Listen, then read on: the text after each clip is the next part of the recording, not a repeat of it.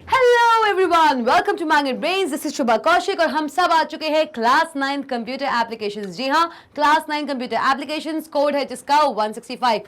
हम सब ये कोड जानते हैं। मैम हर बार आते हो, हर बार कोड बताते हो, तो मैम हर बार किसी भी एक सब्जेक्ट का कोड बताने के पीछे आपका मोटिव क्या होता है?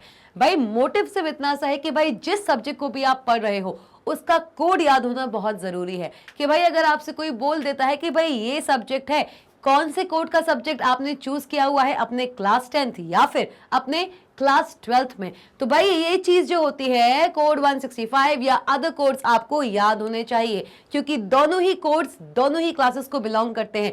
चाहे आपका एक कोड क्लास 9 और क्लास 10 का होता है और एक ही कोड क्लास 11 और क्लास 12 का भी होता है। ये बताता है कि ये दोनों सब्जेक्ट्स दोनों ही क्लासेस में कितने इंपॉर्टेंट हैं और कितने रिलेटेड हैं। इसलिए क्लास 9th हो या क्लास 10th, दोनों ही सिनेरियो में कोड सेम रहता है। तो भाई क्लास 9 कंप्यूटर एप्लीकेशंस, कोड है जिसका 165। चैप्टर क्या है मैम? चैप्टर क्या है? चैप्टर चल रहा है हमारा chapter number 11, spreadsheet tool O calc part 2। आ चुके हैं charts in O calc part 2 पे। जी हाँ, इससे प्रीवियस सेशन में हमने डिस्कस किया था charts in O calc part 1, जहां पे हमने टॉप 5 चार्ट्स के बारे में डिस्कस किया। कौन कौन से चार्ट्स थे वो? Area chart, bar chart, column chart, line chart and pie chart. और आज हम डिस्कस करने वाले हैं इस सेशन के अंदर जो हमारे रिमेनिंग 5 चार्ट्स हैं। ये जो हम चार्ट्स आज डिस्कस करने वाले हैं, ये वाले चार्ट्स आप इतना यूज नहीं करने वाले हो। एग्जामिनेशन में तो आएगा भाई, एग्जामिनेशन में तो आएगा। ये मत सोचो कि मैम टॉप 5 आपने चार्ट्स पढ़ा दिए तो केवल उन्हीं में से आएगा। नहीं, एग्जामिनेशन में इनसे भी क्वेश्चन बन सकता है, लेकिन प्रैक्टिकली अगर मैं देखूं कभी भी आप कैल्क सॉफ्टवेयर यूज करोगे और उस कैल्क सॉफ्टवेयर में कभी आपसे कोई बोल दे कि आप किसी भी डेटा को रिप्रेजेंट कीजिए इन फॉर्म ऑफ चार्ट्स, तो उसमें आप वो टॉप 5 चार्ट्स को ही प्रेफर करेंगे। ये चार्ट्स आपके एक्स्ट्रा हैं, सुपरफिशियल हैं, कि आपको इनके बारे में पता होना चाहिए। अगर आपसे कोई पूछ लेता है तो आप ये चार्ट्स बनाकर भी दिखा सकें। तो भाई शुरुआत करें हमारे रिमेनिंग 5 चार्ट्स की। चलिए, सबसे पहला डोनट चार्ट, और क्योंकि ये हमारा 6th कैटेगरी है चार्ट की, इसलिए मैंने इसको 6 नंबर ही दिया हुआ है। Okay, donut chart. To show the proportional nature of your data along with a want to include more than one. मतलब क्या है? मतलब क्या है कि आपके डेटा का प्रोपोर्शनल नेचर दिखाने के लिए और ये दिखाने के लिए कि आप एक चार्ट के अंदर एक से ज्यादा, किससे भाई? किससे भाई? भाई इस पूरी लाइन में क्या लिखा हुआ है? बिल्कुल भी कंफ्यूज आने की जरूरत नहीं है मैम।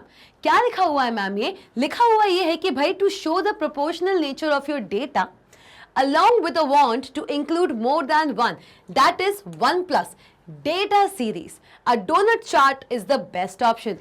मतलब क्या है भाई? इससे पहले हमने कौन से चार्ट्स पढ़े थे? बार चार्ट पढ़ा, हमने कॉलम चार्ट पढ़ा, हमने लाइन चार्ट पढ़ा। ये सारे के सारे चार्ट्स में, और स्पेसिफिकली हमने स्पेशली पढ़ा है पाई चार्ट के बारे में।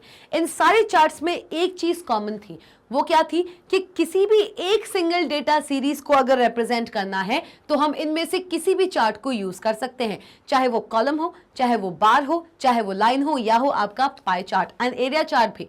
लेकिन अगर मैं चाहती हूं कि एक चार्ट के अंदर मैं एक से ज्यादा डेटा सीरीज को रिप्रेजेंट कर सकूं, क्या कर सकूं? एक से ज्यादा डेटा सीरीज को अगर मैं रिप्रेजेंट करना चाहती हूं तो उसके लिए मेरा बार चार्ट, मेरा कॉलम चार्ट, मेरा पाई चार्ट फेलियर हो जाता है, क्योंकि ये जितने भी चार्ट्स हैं ये किसी एक सिंगल डेटा सीरीज को ही रिप्रेजेंट करते हैं। अब मैम डेटा सीरीज की क्या बात होती है? क्या कहलाता है आखिर ये डेटा सीरीज? क्वेश्चन याद है? एग्जाम्पल याद है? हम क्या कर रहे थे? हम बहुत सारी कैटेगरीज की वहां पे बात कर रहे थे। एक एग्जाम्पल में मैंने आपको सारे के सारे चार्ट समझाए थे, चाहे वो एरिया था, बार था, कॉलम था, पाई था या फिर लाइन था। हमारे पास थे 3-4 categories of companies. Her company के 2010, 2011 एंड 2012 में कितना सेल हुआ है ये हमने रिप्रेजेंट किया था कि नहीं किया था? लेकिन यहां पे अगर मैं आपसे कहती हूं कि उन्हीं कंपनीज की 2010, 2011, 2012 में जो उनकी सेल्स थी वो तो आप रिप्रेजेंट करिए ही करिए, प्लस 2010, 2011 एंड 2012 में उन कंपनीज का एम्प्लॉय रेशियो भी क्या क्या रहा, आप ये भी रिप्रेजेंट करिए। मतलब अब कंपनीज वही हैं, ईयर्स भी वही हैं, लेकिन डेटा सीरीज मेरी 2 बन गई। क्यों मैम? एपिक्स पॉलीमर एंड आपका आई थिंक कुछ स्कैन नाम से भी कोई कंपनी थी, राइट? तो भाई क्वेश्चन वही रहा, कंपनीज वही रही, कैटेगरीज वही रही, ईयर्स भी वही हैं 2010, 2011, 2012, लेकिन पहले जहां पे हम इन सारे ईयर्स में इन डिफरेंट कंपनीज की क्या क्या सेल्स रही ये रिप्रेजेंट कर रहे थे, लेकिन अब आपको रिप्रेजेंट करना है ये सेल्स भी per year as well as the employee ratio भी। तो भाई डेटा सीरीज अब आपके पास एक नहीं है, आपके पास हो चुकी है 2 डेटा सीरीज। तो ऐसे क्वेश्चंस में जहां पे आपसे मल्टीपल डेटा सीरीज से डील करने को कह दिया जाए, तो ऐसे क्वेश्चंस में, ऐसे सिनेरियोज में आपका normal bar chart, column chart, pie chart and your line chart fail हो जाते हैं, क्योंकि वो केवल और केवल सिंगल डेटा सीरीज को ही रिप्रेजेंट कर पाएंगे। सिंगल डेटा सीरीज को रिप्रेजेंट करने का मतलब है कि भाई या तो वो सिर्फ और सिर्फ 2010, 2011, 2012 में जो सेल्स था उसको रिप्रेजेंट कर पाएंगे, या अलग अलग कंपनीज की अलग अलग ईयर्स में जो भी आपका एम्प्लॉय रेशियो रहा है उसको रिप्रेजेंट कर पाएंगे। Employ ratio and sales done at every year by each and every company, इन दोनों ही डेटा सीरीज को साथ में अगर रिप्रेजेंट करना है तो डोनट चार्ट का ही इस्तेमाल करना पड़ेगा। अब क्लियर हुआ ये टर्म डेटा सीरीज? आगे बात समझ कि क्या होता है ये डेटा सीरीज, कि भाई एक क्वेश्चन में एक से ज्यादा अगर आपसे वैल्यूज का प्लॉटिंग मान लिया जाए तो bar chart, column chart, line chart and pie chart fail हो जाता है भाई। उसके लिए हमको जरूरत पड़ती है एक डोनट चार्ट की। देख लो ना भाई, देखो अलग ही दिख रहा है। हम जहां पे पाई चार्ट में सिंपल एक सर्कल बनाते थे, एक सिंगल पाई बनाते थे, अब इसी पाई के अंदर मैंने 2 पाइज और बनाए हैं। देखिए भाई, एक डोनट की तरह बनाया है। पाई चार्ट जो मेरा एक पाई की तरह दिखता था, अब इस एक पाई के अंदर मैंने 2 और पाइज बना दिए हैं। देख लो, दिख रहा है? मतलब all of these individual pies are representing individual data series। हर एक पाई अलग अलग डेटा सीरीज को रिप्रेजेंट कर रहा है। तो भाई ये है आपका डोनट चार्ट। क्लियर हुआ? अभी भी अगर आपको डाउट है डोनट चार्ट का, ये ब्रीफ एक्सप्लेनेशन आपको समझ ना आया हो, आप सबको पता है आपको क्या करना है, कमेंट सेक्शन में जाइए और बताइए मुझे। Go to your comment section and tell me the portion, the thing which you have not understood. चलो, also known to be a circular chart, आप एक डोनट चार्ट को किस किस नाम से बुलाते हो? देखिए भैया, देखो भाई, एक डोनट चार्ट को आप सर्कुलर चार्ट भी बुलाते हो। यू ऑल्सो टेल और you also call this donut chart. ये डोनट क्यों कहलाता है? डोनट देखा है कभी रियल लाइफ में? आप में से ऐसे कितने बच्चे हैं जिन्होंने डोनट चार्ट देखा होगा या फिर डोनट देखा होगा? डोनट चार्ट की तो बात ही अलग करोगे। डोनट्स कभी खाए हैं या कभी देखा है रियल लाइफ में? अगर देखा है तो कमेंट सेक्शन में जाइए और बताइए। बहुत टेस्टी होते हैं। बेकरीज में जाइए और आपको डोनट्स मिल जाएंगे, बहुत टेस्टी होते हैं, क्रिस्पी होते हैं। लेकिन अगर आपने अभी तक डोनट्स को नहीं देखा है तो डोनट चार्ट को पढ़ने के बाद आपका इंटरेस्ट जाग जाएगा डोनट्स में। डोनट बहुत ही क्रिस्पी, बहुत ही ज़्यादा सोफिस्टिकेटेड, बहुत ही ज़्यादा डिटेल्ड होते हैं। उसमें बहुत अच्छी स्टफिंग होती है डोनट के अंदर और उनका साइज भी काफ़ी ज़्यादा लार्ज होता है। इसलिए इस पूरे के पूरे चार्ट को हम डोनट चार्ट कह रहे हैं। चाहे हम इसको डोनट चार्ट कह लें, चाहे हम इसको डोनट चार्ट कह लें या इसको सर्कुलर चार्ट कह लें। एक पाई के अंदर दूसरा पाई, दूसरे पाई के अंदर तीसरा पाई, पाइस पर पाइस पर पाइस पर pies makes up a donut. जहां पाई एक सिंगल सर्कल था, डोनट आपका मल्टीपल सर्कल्स है। क्लियर? इसलिए हम इसको सर्कुलर चार्ट भी कहते हैं। That is why this donut chart is also known as circular chart, because we have multiple circles within a circle, within a circle, within a circle. एक circle के अंदर एक circle, एक circle के अंदर एक circle. इसलिए भैया सर्कुलर चार्ट कहलाना तो बनता है। ठीक है भाई? क्लियर? आ जाओ। It is also known to be a circular chart like pie chart.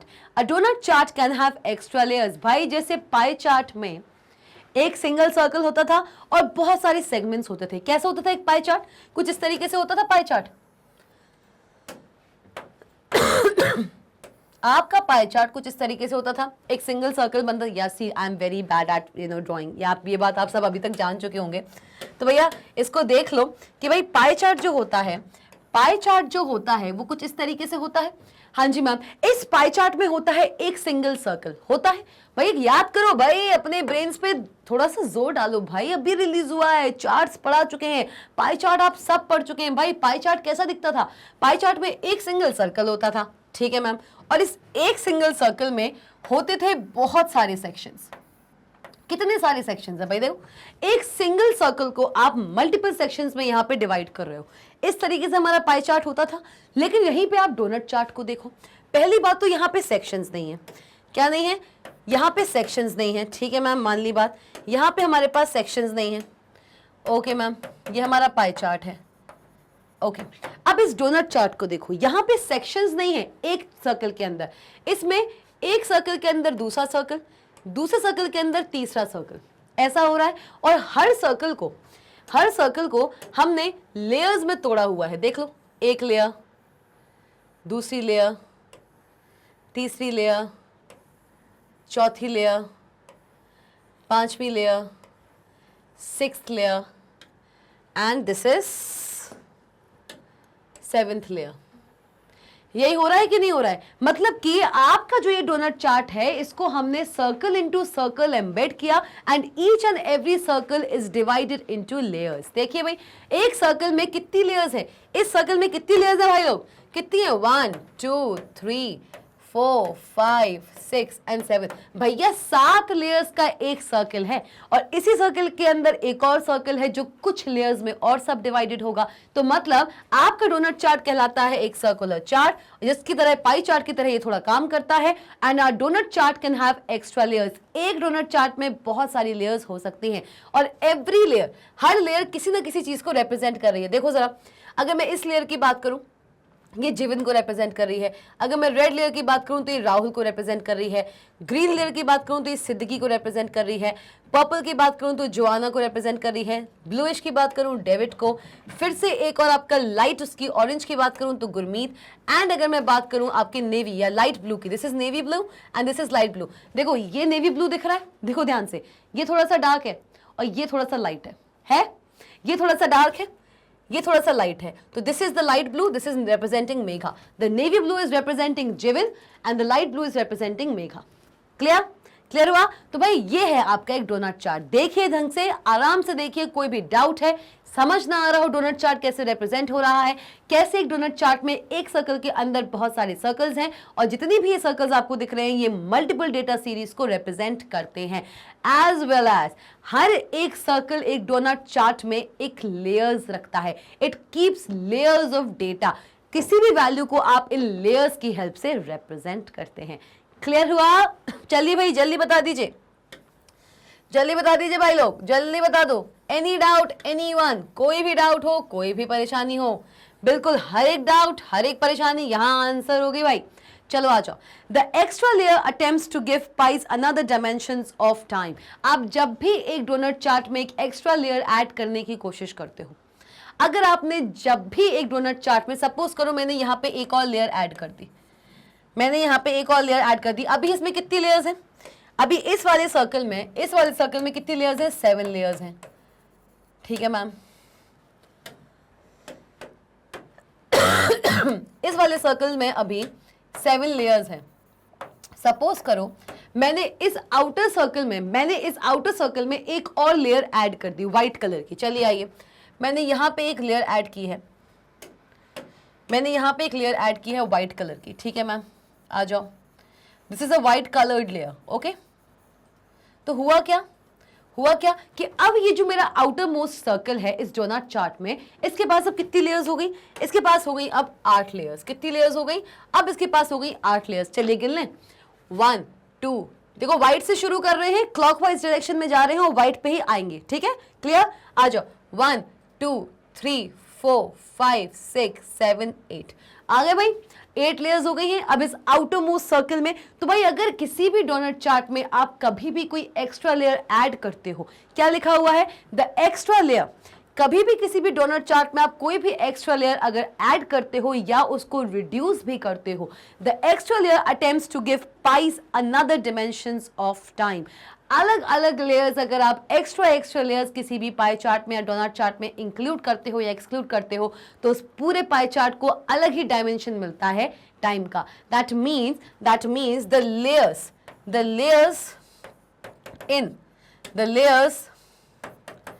In a donut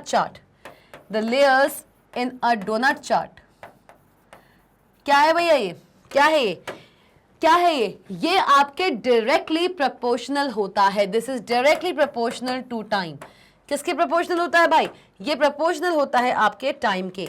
किसके प्रोपोर्शनल होता है? टाइम के प्रोपोर्शनल होता है। कि मतलब अलग अलग जो आपको लेयर्स देखने को मिल रही हैं एक डोनट चार्ट के किसी एक सर्कल के अंदर, वो सारी की सारी लेयर्स टाइम के डायरेक्टली प्रोपोर्शनल होती हैं। जितनी ज्यादा लेयर्स उतना ज्यादा टाइम को डिमेंशंस मिलेगा, और जितनी कम लेयर्स उतने कम टाइम को हम स्पेसिफाई करेंगे। क्लियर हुआ? ये चीज थ्योरेटिकली अभी इतनी ज्यादा ग्रास्प नहीं होगी, आई नो, जब तक आप इसको प्रैक्टिकली करके नहीं देखोगे। प्रैक्टिकल इसका जितना इंप्लीमेंटेशन करोगे इस चार्ट का, उतना ज्यादा ये चार्ट आपको क्लियर होता जाएगा, और ये चार्ट आपको कभी भी बनाने को नहीं आएगा। जी हाँ, इस चार्ट पे बेस्ड क्वेश्चंस आपको मिलेंगे, जो क्वेश्चंस आपको सॉल्व करने पड़ेंगे। सो डोंट वरी मैम कैसे करेंगे, कैसे डिकोड करेंगे? भाई bar chart, column chart, line chart और यहां तक कि पाई चार्ट सब डिफिकल्ट लग रहे थे, लेकिन हैं क्या? नहीं ना। तो भाई डोनट चार्ट भी डिफिकल्ट नहीं है, बस धीरे धीरे अपने ऊपर विश्वास रखो और मैग्नेट ब्रेन्स पर भी विश्वास रखते जाओ भाई, क्योंकि आपका विश्वास हमारी जीत है। ठीक है, चलो भाई आगे बढ़ ले। अब देखिए, it represents a value data as percentages of the whole. अब भाई ये भी एक पाई चार्ट का ही रिजेंबलेंस है।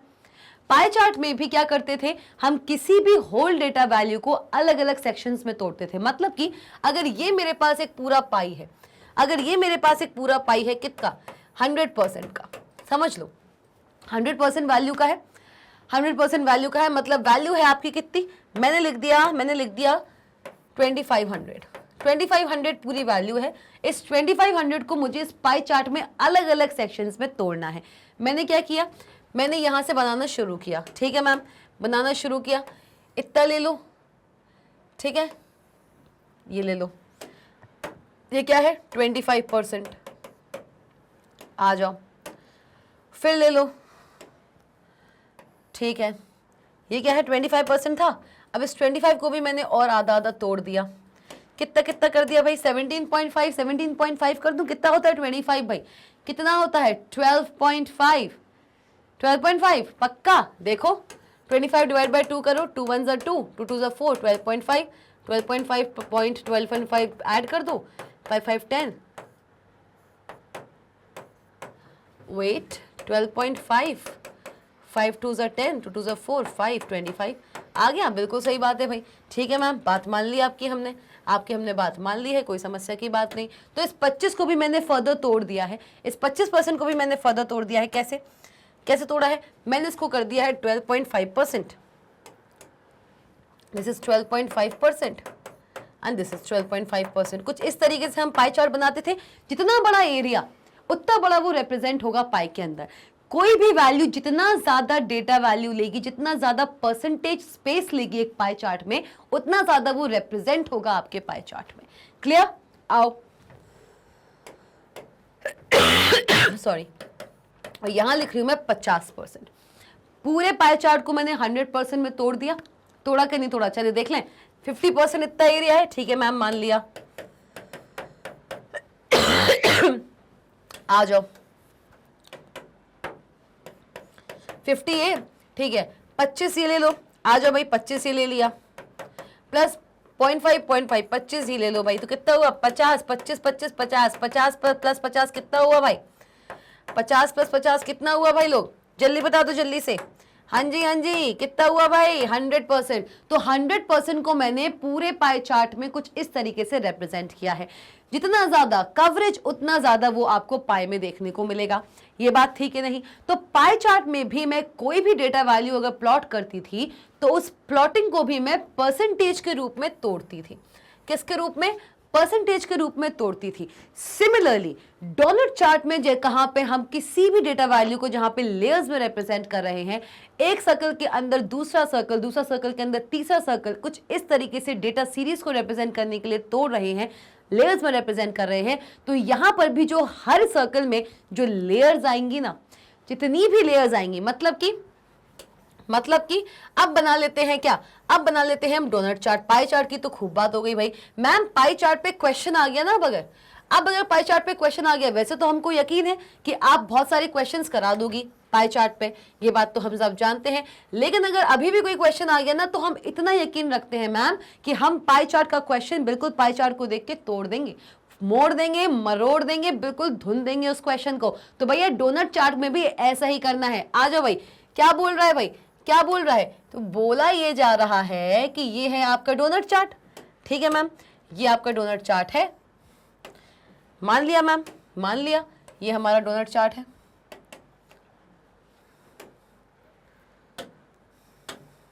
रुक जाइए, जानते हो भैया आपकी मैम थोड़ी सी कच्ची है, थोड़ी सी कच्ची है ड्राइंग के मामले में भाई, है ना। अब क्या है ना, मैम आपकी निकल गई मैथ साइड की। मैम अगर थोड़ी बहुत भी बायो साइड से होती तो शायद थोड़ा सा मैम का डायग्राम अच्छा बनता होता।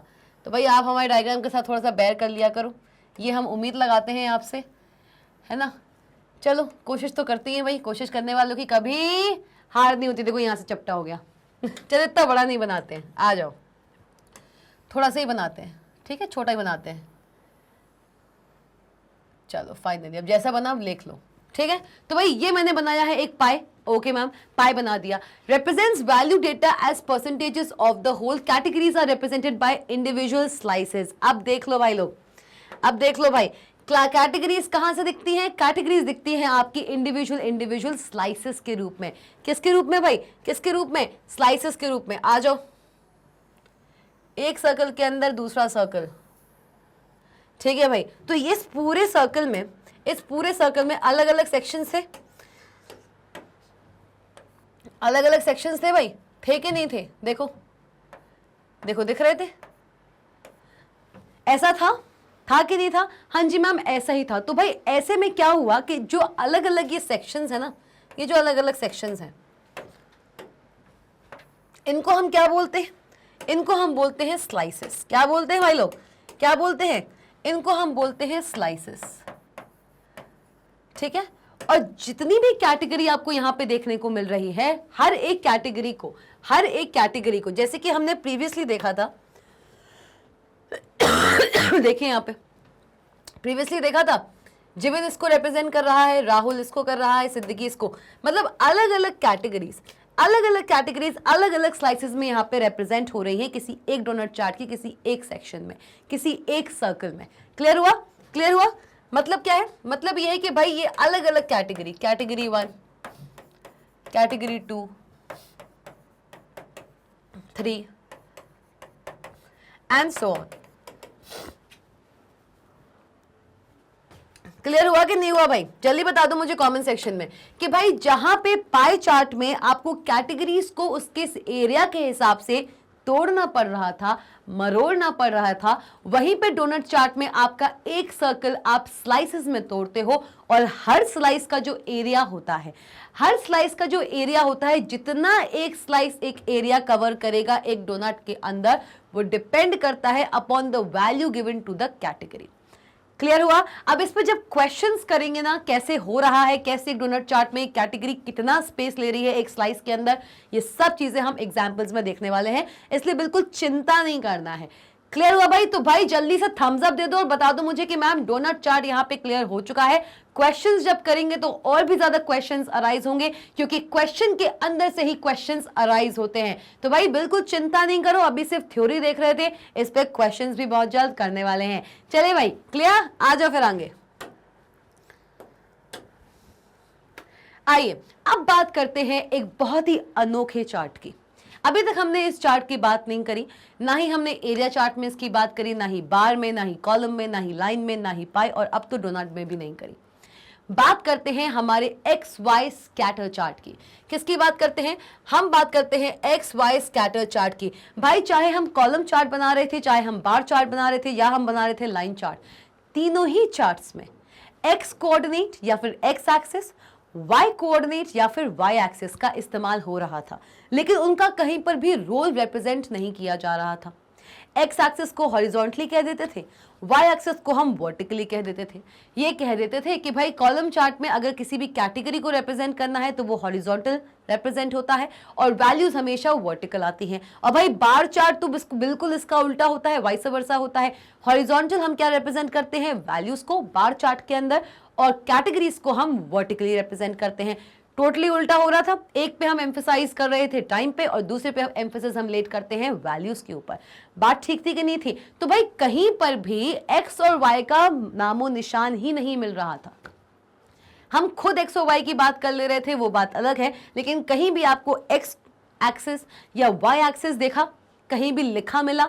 आपको हॉरिजॉन्टल और वर्टिकल जरूर लिखा मिला, लेकिन एक्स एक्सिस और वाई एक्सिस लिखा नहीं मिला, क्योंकि एक्स और वाई को रिप्रेजेंट करने के लिए एक अनोखा चार्ट बनाया गया है जिसका नाम है एक्स वाई स्कैटर चार्ट। तो देख ले भाई कि क्या होता है एक्स वाई स्कैटर चार्ट और कैसे ये अलग होता है मेरे बार और कॉलम चार्ट से।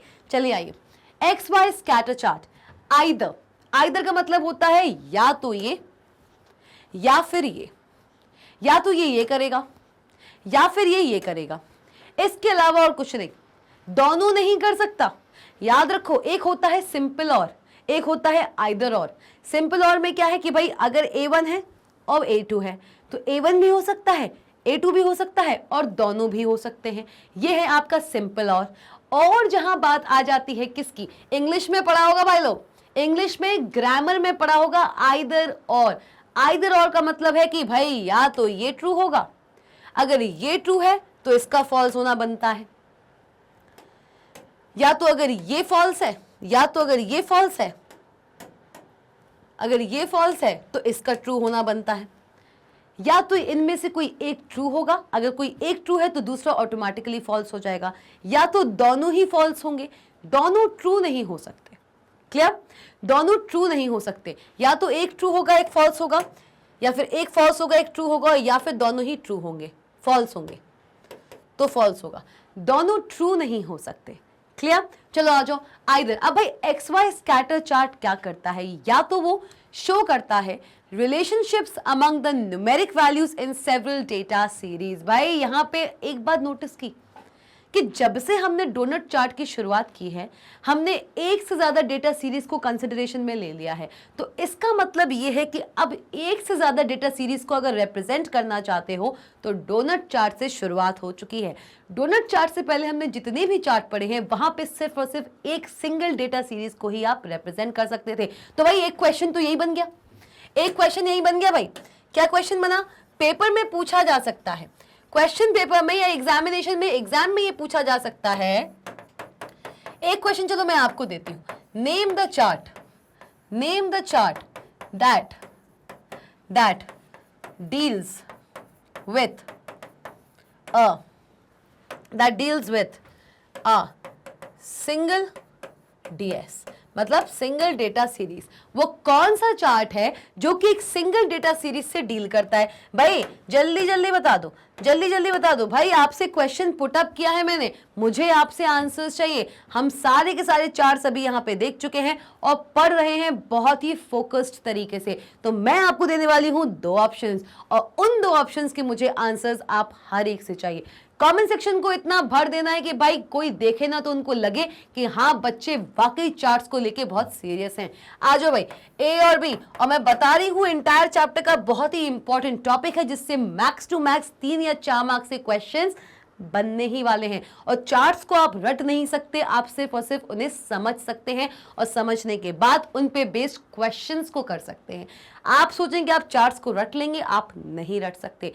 इसलिए कह रही हूं भैया सारी निगाहें इधर, आंसर बताओ ए या फिर बी। चलिए भाई जल्दी जल्दी। Name the chart that deals with a single data series. DS का मतलब क्या है यहाँ पे? डीएस का मतलब क्या है?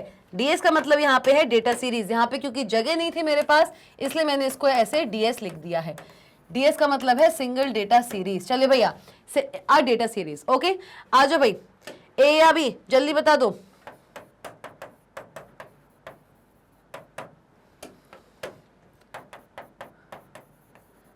भाई option number A pie chart, option number B scatter chart. भाई जल्दी से बताइए, जब तक आप आंसर देते हैं तब तक मैं आती हूं थोड़ा सा खांसी ब्रेक लेके, क्योंकि खांसी भी तो आ रही है।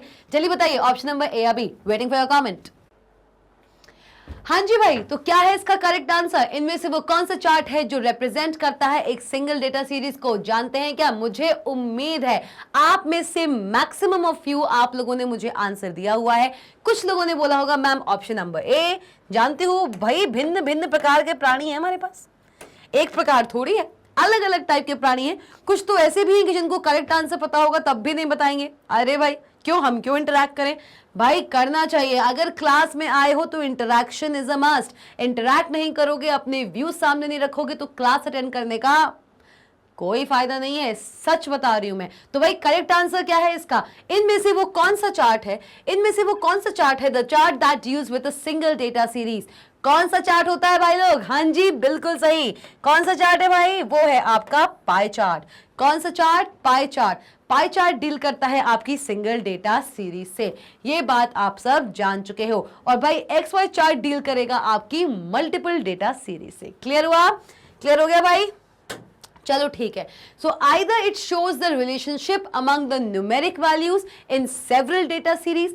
अलग अलग जो डेटा सीरीज दी हुई हैं उन सारी की सारी डेटा सीरीज में जितनी भी न्यूमेरिक वैल्यूज दी हैं, अलग अलग डेटा सीरीज में जितनी भी न्यूमेरिक वैल्यूज दी हैं, उन सब के बीच में रिलेशनशिप अगर दिखाना है तो हम एक्स वाई चार्ट का इस्तेमाल कर लेते हैं। किसका इस्तेमाल कर लेते हैं, एक्स वाई चार्ट का। अगर अलग अलग डेटा सीरीज के अलग अलग न्यूमेरिकल वैल्यूज, अलग अलग डेटा सीरीज में कुछ न्यूमेरिक वैल्यूज होंगी, उन सारी न्यूमेरिक वैल्यूज के बीच में अगर आप कोई रिलेशनशिप रिप्रेजेंट करना चाहते हो तो आप एक्स वाई स्कैटर चार्ट का यूज करते हो, ठीक है। और plots two groups of numbers as one series of xy coordinates। या तो अलग अलग डेटा सीरीज की जो डेटा वैल्यूज हैं उनके बीच में रिलेशनशिप दिखाएगा, या फिर अलग अलग डेटा सीरीज के जो नंबर्स हैं, क्या है, अलग अलग data series. It plots two groups of numbers as one series. दो अगर डेटा सीरीज हैं, उन दोनों डेटा सीरीज के नंबर्स को as a single group represent करेगा। क्या करेगा, it will plot two group of numbers as one series of X Y coordinates. मतलब जैसे देख लो, ये दिया हुआ है, देखो भाई देखो 2010 में एपी लिमिटेड का ये वैल्यू थी, ठीक है, और 2010 में पीसी लिमिटेड की ये वैल्यू थी, और 2010 में सीआरसी लिमिटेड की ये वैल्यू थी। देख लो, कैटेगरी एक है, वैल्यूज अलग हैं। देखो भाई, देखो देखो कैटेगरीज क्या हैं, अलग अलग हैं। अलग अलग कैटेगरीज के लिए अलग अलग डेटा सीरीज। एक जा रहा है आपका ये वाला डेटा सीरीज 0.5, 1.5, 2.5, और एक जा रहा है आपका क्या, सेल्स की वैल्यू। तो भाई अलग अलग वैल्यूज हैं, उन दोनों ही वैल्यूज को as a single group represent करना using the x Y coordinates, ये काम कर सकता है। तो भाई जब इस पूरे एक्स वाई चार्ट को हम थियोरेटिकली ना करके प्रैक्टिकली इंप्लीमेंट करने की कोशिश करेंगे तो ये दोनों ही सिनेरियोज आपको अच्छे से क्लियर हो जाएंगे। चलिए आइए, this chart shows uneven intervals cluster of data and is commonly used for scientific data। XY chart को हम मेजरली साइंटिफिक रिपोर्ट्स या साइंटिफिक डेटा एनालिसिस के लिए यूज करते हैं। नॉर्मल डेटा एनालिसिस के लिए हम XY चार्ट का इतना इस्तेमाल नहीं करते हैं। नॉर्मल अगर मुझे एक से ज्यादा डेटा सीरीज दी होंगी तो मैं डोनट चार्ट या कोई अदर चार्ट का यूज कर लूंगी। साइंटिफिक जो डेटा होता है, साइंटिफिक रिपोर्ट्स होती हैं, डीप डेटा एनालिसिस जो रिपोर्ट्स होती हैं, उनको बनाने के लिए हम XY चार्ट का इस्तेमाल कर लेते हैं। क्यों, क्योंकि साइंटिफिक जो डेटा है, साइंटिफिक डेटा एनालिसिस की जो डेटा एनालिसिस निकलता है, जो रिपोर्ट निकलती है, वो बहुत ही हैवी और बहुत ही कॉम्प्लेक्स और with the help of various data series वो रिप्रेजेंट होता है, क्रिएट किया जाता है। इसलिए साइंटिफिक डेटा को रिप्रेजेंट करने के लिए हम मैक्सिमम एक्स वाई चार्ट का इस्तेमाल करते हैं। तो भैया एक क्वेश्चन ये भी पूछ लिया जाएगा कि भाई बताओ उस चार्ट का नाम जो साइंटिफिक डेटा को रिप्रेजेंट करने के लिए यूज किया जाता है। तो आंसर क्या होगा आपका आंसर होगा मैम एक्स वाई चार्ट। ये चार्ट क्या करता है, ये चार्ट दिखाता है अनइवन क्या दिखाता है भाई, ये चार्ट आपका दिखाता है अनइवन इंटरवल्स या क्लस्टर ऑफ डेटा। अलग अलग डेटा के अनइवन क्लस्टर्स, छोटे क्लस्टर्स, जैसे कि आप देख सकते हो अलग अलग क्लस्टर्स आप यहां पे देख सकते हो। डेटा के अलग अलग क्लस्टर्स आप देख सकते हो यहां पे रिप्रेजेंटेड है। ओके ठीक है। तो मतलब ये आपका जो दिख रहा है, ये आपके डेटा का अनइवन इंटरवल्स में, कोई इसमें ऐसा नहीं है कि ये इंटरवल है ये इंटरवल है, मतलब अपनी मर्जी से जब जैसा जो आपकी वैल्यूज है उस हिसाब से ये डेटा को रिप्रेजेंट कर रहा है। तो भाई एक्स वाई चार्ट का हम इस्तेमाल दो तरीकों से कर सकते हैं। पहला, अलग अलग डेटा सीरीज की अलग अलग न्यूमेरिक वैल्यूज के बीच में रिलेशनशिप दिखाने के लिए, जो कि आप यहां देख सकते हो। देखिए भाई देख रहे हो कि नहीं देख रहे हो भाई, अलग अलग डेटा सीरीज, एक डेटा सीरीज कौन सी जा रही है आपकी, एक डेटा सीरीज आपकी ये जा रही है डेटा सीरीज 1, ठीक है, और एक डेटा सीरीज कौन सी जा रही है आपकी, एक डेटा सीरीज आपकी ये जा रही है, दैट इज डेटा सीरीज 2। तो भाई दो डेटा सीरीज आपके पास हैं और ये दो अलग अलग डेटा सीरीज के बीच में रिलेशनशिप दिखाने के लिए हम एक्स वाई चार्ट का इस्तेमाल कर रहे हैं, X axis and Y axis. Clear हो गया भाई। और तो और आप प्लॉट करा सकते हो, you can plot two groups of numbers as one series of X Y coordinates. आप देखिए दो अलग अलग नंबर्स के ग्रुप हैं, दो अलग अलग नंबर्स के ग्रुप हैं, उनको एक्स एक्सिस और वाई एक्सिस पे प्लॉट करा रहे हो आप। दो अलग अलग ग्रुप ऑफ नंबर्स हैं जिनको आप एक्स एक्सिस और वाई एक्सिस पे रिस्पेक्टिवली प्लॉट करा रहे हैं और कैटेगरीज को रिप्रेजेंट कर रहे हैं। This one is the x Y chart which is a scatter chart. ये एक स्कैटर चार्ट है जहां पे आप एक्स एक्सिस और वाई एक्सिस पे दो अलग अलग डेटा सीरीज की वैल्यूज को प्लॉट करके अपनी पर्टिकुलर कैटेगरी को एक्स वाई कोऑर्डिनेट में रिप्रेजेंट कर रहे हो। क्लियर हुआ, क्लियर हो गया भाई, आ जाओ भैया क्लियर हो गया है तो वर्किंग। अब आया मेजर थिंग, मैम इतनी चीज हमने आपकी समझ ली, अब बारी आती है कि एक्स वाई चार्ट पे आप कैसे दो डेटा सीरीज की न्यूमेरिक वैल्यूज के बीच में रिलेशनशिप दिखा सकते हैं, या एक पर्टिकुलर एक्स वाई चार्ट में या स्कैटर चार्ट में कैसे आप प्लॉट करा सकते हैं दो सीरीज की अलग अलग numeric values on X and Y axis and making a single group that is the x Y coordinate group. चलिए देखते हैं कैसे होता है। When you arrange your data, place X values in one row and column. क्या करो, जब भी आप अपने डेटा को अरेंज करने की कोशिश करो, किसमें, एक्स वाई में, एक्स वाई चार्ट में, एक्स वाई चार्ट में, एक्स वाई चार्ट में आप जब भी, एक्स वाई चार्ट में आप जब भी अरेंज करते हैं अपने डेटा को, x values in one row and column and then enter corresponding y values in the adjacent rows and columns। क्या करना है, क्या करना है, मतलब रोज एंड कॉलम्स की यहाँ पे बात आ गई है। रोज एंड कॉलम्स का मतलब ये है कि आप आ चुके हो अपने कैल्क सॉफ्टवेयर की शीट पे। अभी हम चार्ट की बात नहीं कर रहे हैं, अभी हम बात कर रहे हैं किसकी, आपकी नॉर्मल शीट पे कैल्क सॉफ्टवेयर की हम बात कर रहे हैं। और कैल्क सॉफ्टवेयर में हम किस पे काम करते हैं भाई, कैल्क सॉफ्टवेयर में हम काम करते हैं रोज और कॉलम्स पे तो काम करते हैं। मैम चार्ट्स पढ़ रहे हैं तो कैल्क सॉफ्टवेयर का बेसिक तो बिल्कुल ऐसा कह सकते हो कि अलग ही हो गया, बिल्कुल निकल ही गया है, नहीं निकलेगा भाई। कैल्क सॉफ्टवेयर बेस है, इसी पे चार्ट बन रहे हैं और चार्ट जब बनेंगे तो डेटा आप इन सेल्स में ही दोगे। उन सेल्स के डेटा को एनालाइज करके, जिस तरीके से उन सेल्स पे डेटा दिया हुआ है उस तरीके को एनालाइज करके फिर आपका चार्ट आप बनाते हो। डेटा सबसे पहले आपको सेल्स में ही देने पड़ते हैं कैल्क सॉफ्टवेयर के अंदर। चलिए आइए क्या करोगे, अगर आप जब भी एक्स वाई चार्ट बनाना चाहते हो, कुछ वैल्यूज जैसे ये हमारी कुछ रोज एंड कॉलम्स हैं, आ जाओ, ठीक है, ये हमारी कुछ रोज हैं और ये हमारे कुछ कॉलम्स हैं।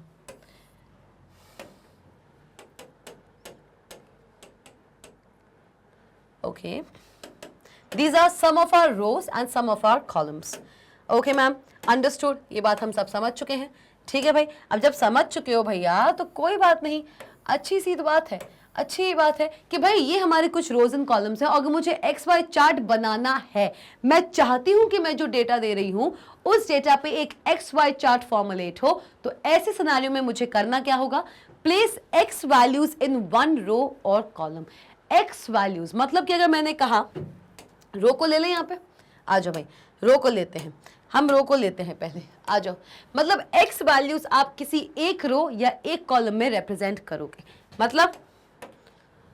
मतलब क्या है इस बात का, इस बात का सीधा सीधा मतलब सिर्फ इतना सा है कि एक रो मैंने ले ली, सपोज मैंने ली है रो 1 2 3 4 एंड कॉलम है हमारे पास कौन सा, कॉलम है हमारे पास CD। 4 कॉलम्स हैं, 4 रोज है, 4 into 4 का मेरे पास ग्रिड है सेल्स का, उसमें से किसी एक रो में मैं कोई वैल्यूज ले रही हूँ। I am taking a value 42 38 26 and 17। ये मैंने कुछ वैल्यूज ली हैं जो किसी एक सिंगल रो में ली हैं। And then enter corresponding y values in the adjacent rows या कॉलम। क्या करना है कि भाई एक रो में अगर आपने कुछ वैल्यूज ली हैं तो उतनी ही वैल्यूज उसके जो एडजेसेंट रो है, क्या है भाई, उसकी जो एडजेसेंट रो है उसमें भी आप प्लेस कर दोगे। एडजेसेंट का मतलब क्या होता है, जल्दी बता दो भाई लोग, जल्दी बता दो, जल्दी बताओ कि भाई जब भी एडजेसेंट की बात आ जाती है and then enter corresponding y values in the adjacent rows and columns. Adjacent का मतलब क्या होता है? दो टर्म्स होते हैं, एक होता है कॉरेस्पॉन्डिंग, एक होता है एडजेसेंट। जानते हो आप एडजेसेंट का मतलब? अगर जानते हो तो जाइए कमेंट सेक्शन में और बताइए मुझे क्या होता है एडजेसेंट का मतलब। चलिए जल्दी से आइए भाई, जल्दी से। ओके भाई, तो क्या पूछा था मैंने? कॉरेस्पॉन्डिंग एंड एडजेसेंट का मतलब भाई कॉरेस्पॉन्डिंग हो चाहे एडजेसेंट हो, मतलब अगर मैं यहाँ पे कंसिडर कर रही हूँ किसी रो को, अगर मैं यहाँ पे कंसिडर कर रही हूँ किसी रो को, तो इसकी जस्ट बिलो वाली जो रो होगी वो होगी इसकी एडजेसेंट रो। क्या होगी? एडजेसेंट रो। 99 ये होगी इसकी एडजेसेंट रो। मतलब अगर एक एडजेसेंट, एक अगर आपने रो लिया है तो उसकी जस्ट नीचे वाली जो रो होगी वहां पे आप सेकंड वैल्यूज देंगे। अगर आपने कोई कॉलम लिया है उससे जस्ट लगा हुआ जो कॉलम होगा वहां पे आप एक उसकी वैल्यू को कॉलम्स देंगे। मतलब कि उसकी कॉलम्स को वैल्यू देने के बाद क्या होगा कि एक कंसिडर की जाएगी as the values on x axis और एक कॉलम को कंसिडर किया जाएगा as the value on y axis. Similarly अगर मैं यहाँ पे रो में कोई वैल्यू दे रही हूं, ये रो कंसिडर की जाएगी एज द एक्स एक्सिस और ये रो कंसिडर की जाएगी एज द वाई एक्सिस। क्या कंसिडर की जाएगी भाई लोग? इसको कंसिडर किया जाएगा वाई एक्सिस और इसको कंसिडर किया जाएगा एज एक्स एक्सिस। ठीक है मैम, बात समझ आ गई? तो भैया इसको एक काम करते हैं, इसको ना बहुत अच्छे से देख लेते हैं एक बार, अच्छे से देख लेते हैं एक बार, बहुत ही प्यारे तरीके से। कोई टेंशन की बात नहीं है, कोई लोड नहीं लेना है, बिल्कुल नॉर्मल सा हम इसको देखने वाले हैं एक्स वाई स्कैटर चार्ट को। आइए भाई, ये मेरे पास दिया हुआ है, एक एग्जाम्पल मैं आपको करके दिखा दे रही हूं। ये एग्जाम्पल अगर आप देखेंगे तो आपको स्कैटर चार्ट और भी इजी तरीके से क्लियर हो जाएगा, बिकॉज थ्योरी चल रहा है और थ्योरी के साथ साथ चार्ट्स को समझना इतना पॉसिबल नहीं है। चलिए आइए देखते हैं। आइए भाई, ये मेरे पास दिया हुआ है ग्रिड, ये मेरे पास ग्रिड है और इस ग्रिड में मैंने बनाए हैं कितने? इस ग्रिड में मैंने बनाए हैं दो कॉलम्स बनाए हैं और दो कॉलम्स बनाए हैं और मैंने बनाई है इसमें 4 रोज। क्लियर? चलो आ जाओ, या फिर 4 भी छोड़िए, ऐसे लिख लीजिए। मैंने यहाँ पे लिखा है एक्स एक्सिस और मैंने यहाँ पे लिखा है वाई एक्सिस। ठीक है मैम, लिख दिया। अब मैं देने वाली हूँ कुछ वैल्यूज। क्या देने वाली हूँ? मैं देने वाली हूँ कुछ वैल्यूज। ठीक है मैम, 24 या फिर इसको ले लीजिए 1, 12,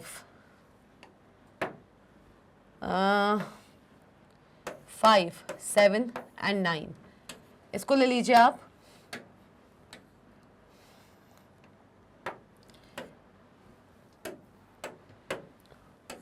टेन, 20, 30 एंड 40। तो ये मेरे पास कुछ वैल्यूज गिवन है। मैंने पहली वैल्यू जो दी है वो दी है आपके इस वाले कॉलम की और इस कॉलम के जस्ट एडजेसेंट, इस कॉलम के जो जस्ट एडजेसेंट कॉलम होगा वहां पे मैंने जो डेटा वैल्यूज दी हैं वो वैल्यूज रिप्रेजेंट होंगी आपके वाई एक्सिस की। तो बना ले क्या एक एक्स वाई स्कैटर चार्ट? चलिए भाई बना लेते हैं एक्स वाई स्कैटर चार्ट। आपका एक्स वाई स्कैटर चार्ट कुछ इस तरीके से दिखने वाला है और इस पूरे एक्स वाई स्कैटर चार्ट में आप सब जानते हैं कि ये जो लाइन होती है ये रिप्रेजेंट करता है आपका एक्स एक्सिस। क्या रिप्रेजेंट करता है? ये रिप्रेजेंट करता है आपका एक्स एक्सिस और ये जो वर्टिकल जा रही है ये रिप्रेजेंट करती है आपकी वाई एक्सिस। क्या रिप्रेजेंट करती है? ये रिप्रेजेंट करती है आपकी वाई एक्सिस। चलिए आइए, तो सबसे पहली वैल्यू या फिर ये देख लीजिए कि एक्स एक्सिस पे कौन कौन सी वैल्यूज जो है वो रिप्रेजेंट या प्लॉट होने वाली हैं। कौन कौन सी है? 1, 5, 7, 9। ठीक है भाई, 1, 5, 7, 9 है। तो एक काम करें, एक सीरीज ले लेते हैं। क्या लेते हैं? ये तो हमारा 0 है, ये बिल्कुल 0 होता है, ये ओरिजिन है। ठीक है मैम, मान ली बात, मान ली मैम आपकी बात। ये होगा आपका 1, ये होगा आपका 3, ये होगा 5, ये होगा 7, ये होगा 9 और ये होगा आपका 11। कुछ ऐसे ही चलेगा। हमने प्राइम नंबर्स की यहाँ पे सीरीज ले ली है, मैंने यहाँ पे प्राइम नंबर्स की सीरीज ले ली है 1, 3, 5, 7, 9, 11। ठीक है, ले सकते हैं। अब आइए, वाई एक्सिस पे जो प्लॉट होने वाला है वो होने वाला है आपकी कैसी सीरीज? 10, 10 के इंटरवल में सीरीज यहाँ पे प्लॉट होने वाली है। मतलब मैंने यहाँ पे लिया है 10, फिर मैंने लिया है 20, फिर मैंने लिया है 30, फिर मैंने लिया है 40, 50, 60 एंड सो ऑन। आप जितना चाहें उतना इसमें नंबर दे सकते हैं, पर याद रखिएगा आप जो भी प्लॉट करते हैं, जो भी आप यहाँ पे सीरीज प्लॉट करते हैं, उनके बीच में जो पैटर्न है वो सेम होना चाहिए। मतलब अगर यहाँ पे प्राइम नंबर्स हैं तो यहाँ पे सिर्फ और सिर्फ प्राइम नंबर्स ही आएंगे। आप ऐसा नहीं कर सकते कि 1 3 है तो इसको 5 ना करके इसको आप 4 कर दो, नहीं। किसी भी एक्सिस पे आप कोई भी डेटा वैल्यूज प्लॉट कर रहे हैं, कुछ भी डेटा वैल्यूज अगर आप रख रहे हैं, उनके बीच में जो पैटर्न है वो सेम होना चाहिए। क्लियर हो गया भाई लोग? क्लियर हो गया भाई? चलो भाई, जब क्लियर हो चुका है, जैसे इसमें देख लीजिए 10 20 30 40 50 60 न जाने कहां तक जा रहा है। अब आ जाओ, अब आते हैं प्लॉटिंग पे। अब किस पे आते हैं? प्लॉटिंग पे। भाई प्लॉट करना है, क्या करना है कि भाई एक्स एक्सिस जब आपका 1 है, एक्स जब आपका 1 है, एक्स जब आपका 1 है तो y होगा 10। क्या होगा? जस्ट एडजेसेंट, मतलब जिसके बगल में जो है वो उसका कोऑर्डिनेट है। 1 का 10 है, मतलब कि 1 का 10 है, 5 का 20 है, 7 का 30 है और 9 का 40 है। चलिए देख लें, आइए मैम करते हैं। आ जाओ भाई, क्या होगा? 1 का 10 मतलब यहां देखिए, हो गया? ठीक है मैम, 1 और 10 ठीक है। अब आओ 5 और 20, क्या होगा भाई? क्या होगा? अब होगा आपका 5 और 20, ठीक है। अब आओ 5 और 20, भैया 20 आ गए भाई, 5 भी आ गए। कहां पे आएगा भाई? ये आया, ठीक है मैम, 5 एंड 20। अब आ जाइए, अब आएगा आपका 7 और 30। आओ भाई, 7 और 30, 30 दिया हुआ है, एक्स एक्सिस पे आपका 7 है, वाई एक्सिस पे आपका 30 है। कितना होगा भाई? कितना होगा? 7 और 30, ठीक है मैम, यहां आ गए। आओ, अब क्या होगा आपका? 9 और 40, ठीक है। क्या है भाई? एक्स एक्सिस पे 9 वैल्यू है और वाई एक्सिस पे आपकी 40th वैल्यू है, ठीक है। 9 और 40, आइए चलिए भाई, ठीक। तो भाई ये आपको मिल गए हैं क्या? ये मिल गए हैं आपको एक्स एंड वाई कोऑर्डिनेट्स। आपने क्या किया? इन दोनों ही वैल्यूज के बीच में आपस में, इन दोनों ही वैल्यूज के बीच में आपस में आपने एक रिलेशनशिप एस्टैब्लिश कर लिया है। क्या एस्टैब्लिश कर लिया है? आपने इन दोनों के बीच में एक रिलेशनशिप एस्टैब्लिश कर लिया है, और वो रिलेशनशिप कहलाता है क्या? वो रिलेशनशिप कहलाता है आपका एक्स वाई स्कैटर। क्या कहलाता है? X Y scatter. मतलब कि आपने एक्स एक्सिस और वाई एक्सिस को साथ में लाकर एक एक्स वाई कोऑर्डिनेट बना लिया है। क्या बनाया है? एक्स वाई स्कैटर कह लीजिए या कह लीजिए एक्स वाई कोऑर्डिनेट। तो अगर आप चाहें, इस ग्राफ को अगर और अच्छे से रिप्रेजेंट करना चाहते हैं, इस ग्राफ को अगर और भी अच्छे से रिप्रेजेंट करना चाहते हैं, तो आप इन सब के बीच में एक लाइन भी तो खींच सकते हैं। नहीं खींच सकते हैं क्या? बताइए, ऐसा नहीं हो सकता? मैं इन सबके बीच में से एक लाइन लेके नहीं जा सकती? जा सकती हूं? जा सकती हूं कि नहीं जा सकती हूं? तो ये है आपका एक X and Y scatter chart. क्या है ये? ये आपका एक X and Y scatter chart है। This is your X and Y scatter chart. Clear हो गया भाई लोग? क्लियर हुआ कि नहीं हुआ भाई? जल्दी बता दो। ये चीज क्लियर हो गई भाई? हाँ जी, ये चीज क्लियर हो गई है। तो ये होता है आपका x and Y scatter chart. और जब भी x and Y scatter chart आप बनाना चाहते हैं, तो जिस भी कॉलम या जिस भी रो में आप पहली वैल्यूज देते हैं, that is considered as the value on the x axis. उसकी जस्ट एडजेसेंट आप उसके वाई एक्सिस की वैल्यू दीजिएगा। अगर रो में देते हैं तो उसके जस्ट नीचे वाली रो, और अगर आप एक कॉलम में देते हैं तो उसके जस्ट बगल वाला जो कॉलम है वहां पे कंसिडर किया जाएगा किसी भी एक्स एक्सिस की वैल्यू का एडजेसेंट वाई कोऑर्डिनेट। क्लियर हुआ? जल्दी से देखिए इस डायग्राम को और बताइए कि ये वाला जो ग्राफ है ये जो ग्राफ है, ये ग्राफ आपको समझ आया है कि नहीं आया है? X Y scatter graph, this is x Y scatter graph. ये वाला ग्राफ क्लियर हुआ है भाई लोग कि नहीं? जल्दी बता दूं, ये एक एक्स वाई स्कैटर ग्राफ है। Is this thing clear? अगर ये चीज क्लियर है तो जाइए कमेंट सेक्शन में और बताइए कि कैसे हमने एक्स एक्सिस और वाई एक्सिस की वैल्यू को यहाँ पे प्लॉट किया और उनके बीच में एक एक्स वाई कोऑर्डिनेट बना दिया। मतलब कि इस पॉइंट को, ये जो पॉइंट दिख रहा है, ये वाला पॉइंट, इस पॉइंट को पता मैं क्या लिख सकती हूँ? इस पॉइंट को मैं लिख सकती हूँ 1,10। ठीक, इस पॉइंट को क्या लिख सकती हूँ? इस पॉइंट को लिख सकती हूँ 5,20। ठीक, जस्ट वेट अ मिनट, इसको मैं लिख सकती हूँ 5,20। ठीक, इसको लिख सकती हूं मैं 7,30 और इसको लिख सकती हूं मैं,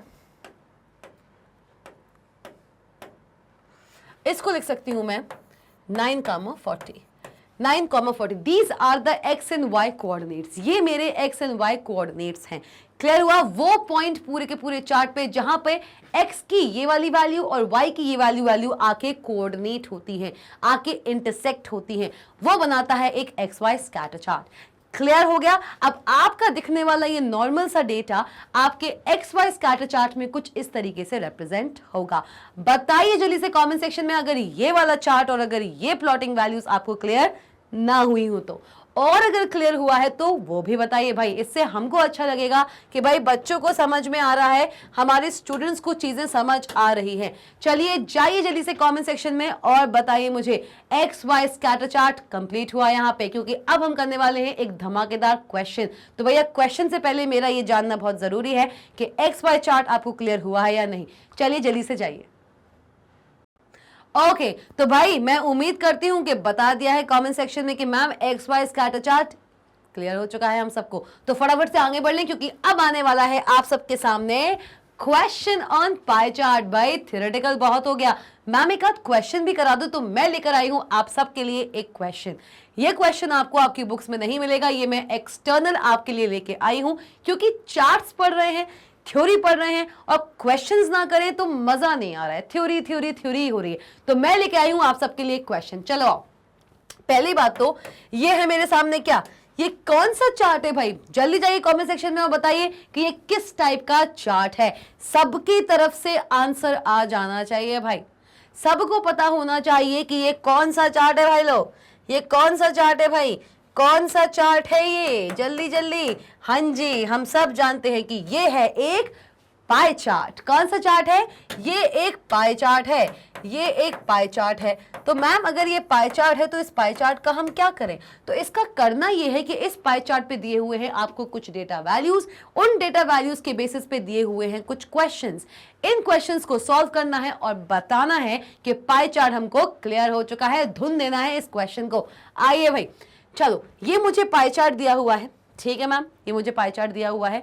100% में से, या देख लीजिए कितने कितने परसेंटेजेस हैं। 20% अदर्स को दिया है, 15% ऑरेंज ने देखा है, 25% एप्पल एक्वायर किया हुआ है पाई चार्ट में, 10% ग्रेप्स का है और 30% बनाना का है। ठीक है मैम, समझ आ गया। सबसे ज्यादा बनाना ने लिया हुआ है जगह, देखो तो उसका स्पेस भी सबसे ज्यादा दिख रहा है कि नहीं दिख रहा है? देखो ध्यान से, सबसे ज्यादा बनाना की स्पेस दिख रही है पूरे एंटायर पाई चार्ट में। चलो आ जाओ। If a total of 1200 kg, मतलब 1200 kg के फ्रूट्स, कितने भाई? 1200 kg, 1200 किलोग्राम्स ऑफ फ्रूट्स। ठीक है, तो टोटल फ्रूट्स कितने हैं हमारे पास? टोटल फ्रूट्स कितने हैं भाई लोग? कितने टोटल फ्रूट्स हैं हमारे पास? हमारे पास टोटल फ्रूट्स हैं 1200 kg। ठीक है मैम, समझ ली बात। So if a total of 1200 kg of fruits was sold in a day, एक दिन में 1200 किलो के जो फल थे वो सोल्ड आउट हो गए। ठीक है ma'am, calculate the amount of banana sold in KG. 1200 KG में से बनानास कितने थे और कितने बनाना सोल्ड हुए हैं, केजीज में हमें निकालना है। आ जाओ भाई, इजी है पीजी है, क्यों नहीं निकाल सकते, बिल्कुल निकाल सकते हैं। तो भाई टोटल कितना है? 1200। तो इस पाई चार्ट में जो ये अलग अलग डिस्ट्रीब्यूशन हुआ है, कितने में से हुआ है? 1200 केजी में से हुआ है। कितनी केजी में से भाई? 1200 केजी में से ये डिस्ट्रीब्यूशन हुआ है। हमको निकालना है किसका? हमें निकालना है बनाना का। तो भाई बनाना ने कितना लिया है? बनाना ने कितना एक्वायर किया है? बनाना ने एक्वायर किया है कितना? 30%। कितना एक्वायर किया है भाई? कितना एक्वायर किया है? बनाना ने एक्वायर किया है 30% ऑफ। किसका 30%? किसका 30%? इसका 30%। 1200 केजी में से 30% तो सिर्फ और सिर्फ बनाना लेके चला गया, किसका? इसका। तो मतलब 30% ऑफ 1200 केजी। और भाई परसेंटेज को अगर हम न्यूमेरिक एंड डिनोमिनेटर फॉर्म में लिखना चाहें तो कैसे लिखते हैं? इसको हम ऐसे नहीं लिख सकते, इसको हम ऐसे नहीं लिख सकते कि भाई 30% ऑफ 1200 कितना आएगा, क्योंकि ऐसे अगर मैं लिखूंगी तो उससे मुझे ये समझ में आ जाएगा कि 1200 केजी में से कितना केजी, देखो अभी ये मुझे 30% दिया हुआ है, 1200 केजी में से कितना केजी जो था वो बनाना का था। ठीक है मैम, समझ गए। तो 30% ऑफ 1200 कितना हुआ, चलिए देखते हैं। 30% ऑफ 1200 कितना हुआ, 2 जीरो से 2 जीरो कट गए। ठीक है मैम, ओके आइए, 2 जीरोज में से आओ भाई, 2 जीरोज में से 2 जीरोज कट गए। ठीक है, अब कितना बचा, 13 × 12 कितना होगा भाई, कितना होगा, 360 होगा, 360 होगा। तो मतलब 360 केजी, मतलब क्या है, मतलब सिर्फ इतना सा है कि भैया 1200 केजी में से 360 केजी तो सिर्फ और सिर्फ बनाना थे। क्या थे, 1200 केजी में से 360 केजी, 360 केजी। अभी तक ही मेरे पास 30% में था, अब मेरे पास एक्चुअल फिगर आ चुका है कि 1200 पूरे केजीज में से 360 केजी तो सिर्फ और सिर्फ बनाना थे। ठीक है, क्वेश्चन क्या कहता है, if a total of 1200 KG of fruits was sold in a day, calculate the amount of banana sold in KG. कितने बनानास थे जो सोल्ड हुए हैं केजी में। तो आंसर आ तो गया कि भैया 360 बनाना है जो कि सोल्ड हुए हैं, 360 केजी बनाना सोल्ड हुए हैं। क्योंकि हमें आंसर केजी में चाहिए था, इसलिए केजी में आंसर आ चुका है कि भाई 1200 केजी में से 360 केजी बनाना के थे और वही बनानास आपके सोल्ड हो चुके हैं एक दिन में। So the correct answer is 360 KG. ये बात क्लियर हुई भाई कि नहीं हुई, मजा आया पाई चार्ट सॉल्व करने में। भैया इस पाई चार्ट को देखते हुए मैंने एक क्वेश्चन सॉल्व कर दिया। क्लियर। अब अगर कोई भी डाउट आपको इस क्वेश्चन में लगता है तो बिल्कुल जाइए कमेंट सेक्शन में और बताइए, मैं इस पूरे क्वेश्चन को फिर से आपको एक्सप्लेन कर दूंगी। चलिए आइए, आओ भाई नेक्स्ट क्वेश्चन। भाई ये हम निकाल चुके थे कितना है ये, 360 केजी है। ठीक है मैम, टोटल कितना है, 1200 केजी। टोटल कितना है भाई, पूरा फ्रूट्स कितने हैं हमारे पास, कितने फ्रूट्स हैं भाई हमारे पास, फ्रूट्स हैं 1200 केजी के फ्रूट्स हैं हमारे पास। 1200 केजी में से 360 केजी तो सिर्फ और सिर्फ बनाना है। चलो second number question, find the difference between sales of grapes and oranges. Okay, तो मतलब कि जितने ग्रेप्स हुए और जितने एप्पल हुए, आ जाओ मतलब कि हमें डिफरेंस निकालना है।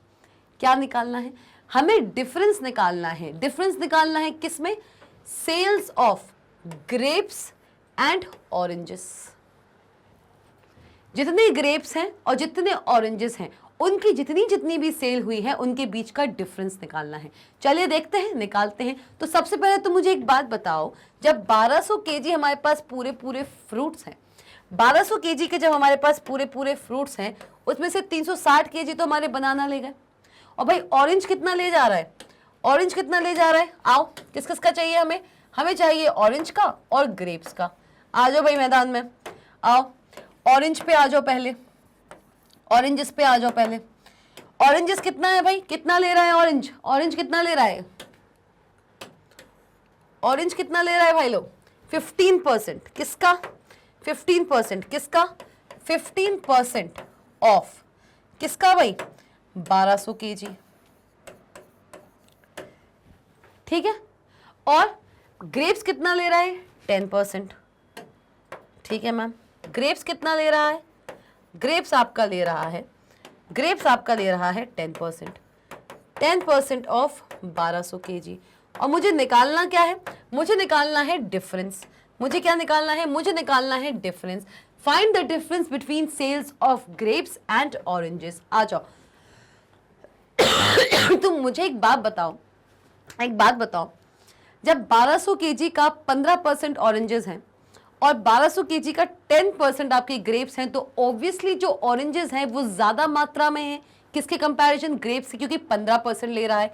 एंड हम सबको पता है that 15 is greater than 10। 1200 KG का 15% ऑरेंज है, ठीक क्लियर, और 1200 केजी का 10% ग्रेप्स है। तो भाई ऑरेंजेस ज्यादा हुए ना, 5% ज्यादा है ग्रेप्स के कंपैरिजन। तो क्या कर सकते हैं, हम कर सकते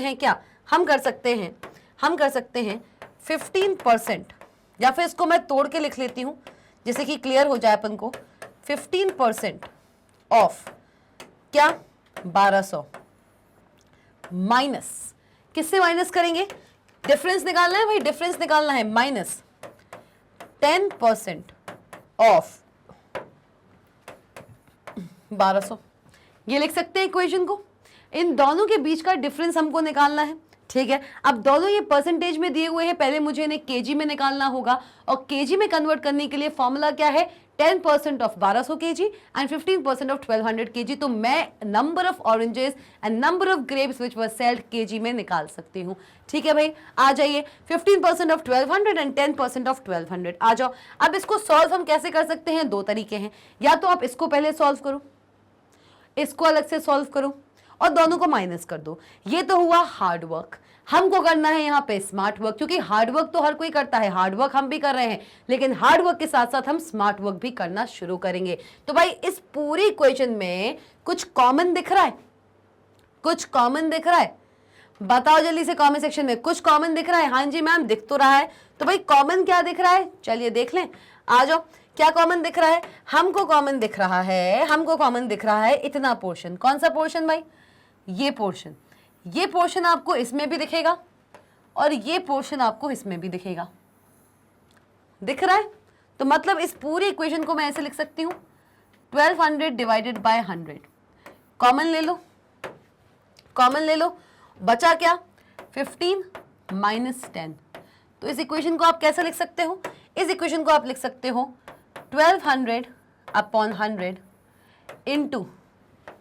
इंटू कितना, कितना भाई लोग 5, 15 माइनस 10 कितना होता है, 5 ही होता है। तो भाई आ जाओ, 20 से 20 कट हो गए, ठीक है मैम, ओके मैम, कितना बचा भाई 60 केजी। मतलब कि ग्रेप्स और ऑरेंजेस के बीच में, दोनों की सेल के बीच में 60 केजी का फर्क आ रहा है। मतलब कि जो हमारा ऑरेंज है वो 60 केजी ज्यादा है, किससे, ग्रेप से। क्लियर हो गया, the correct answer to this question is 60 KG.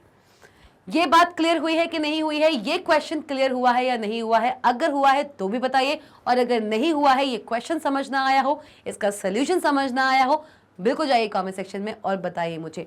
हमको फाइंड आउट करना था difference between sales of grapes and oranges, दोनों की सेल में कितने केजी का डिफरेंस आ रहा है, 60 केजी का डिफरेंस आ रहा है।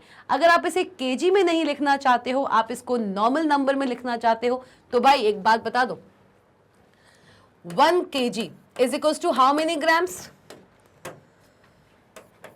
1000 ग्राम्स होता है, 1000 ग्राम्स होता है कि नहीं होता है, जी लिखा जाता है सर। तो 60 कितना होगा,